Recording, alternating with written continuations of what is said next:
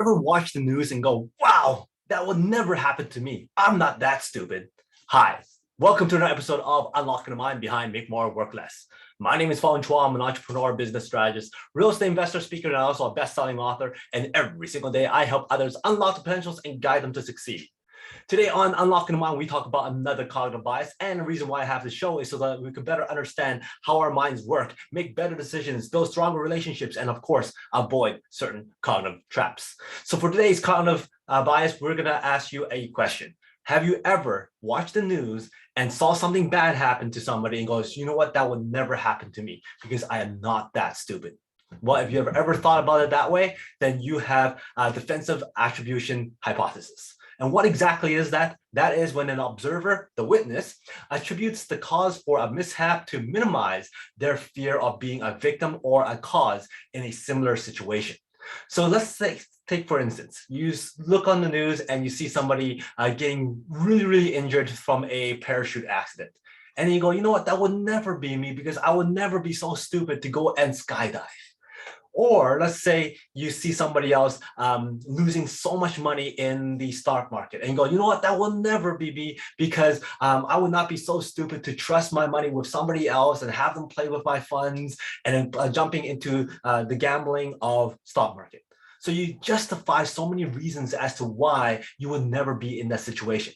So you jump into different conclusions as to judging and blaming the person. But you're not looking at the whole picture. You're not looking at maybe there was a mishap with the parachute. Maybe there was a mishap with the company or the economy suddenly tanked and certain things that are completely out of your control, you did not give any consideration to.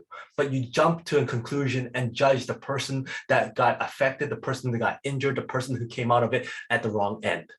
So by doing that, we are putting ourselves and distancing ourselves from that situation, making us more safe, making us feel that we don't have to be afraid of that because we're never going to put ourselves into that situation.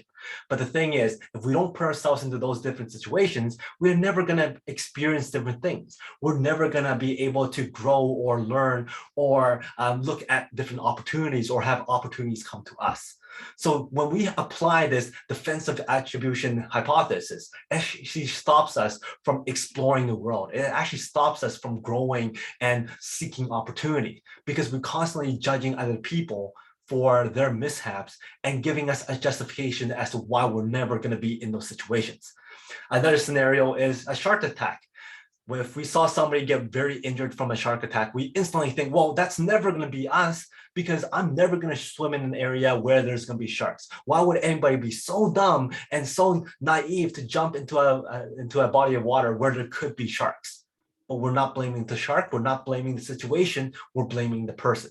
So how do we avoid that? By looking at the whole picture, asking the questions, finding out more as to why the situation actually happened. And then you can assess your own risk. And then you could assess whether or not you should do it or not, or if it's a possibility for you to explore. But we need all the information and not just jump to conclusions right away. So that is defensive attribution hypothesis. And if you like this episode, please go back and watch some of my other episodes on Unlocking the Mind. And of course, there's a lot of other shows, the Peak Potential Success Show, the Master Mind Bites, and the Make More Mind Bites that's up every single week. So until next time, thank you very much for your likes, your subscriptions, your support, and your comments. I love seeing those comments. And until then, today is the day to lock your peak potential. I'll see you later.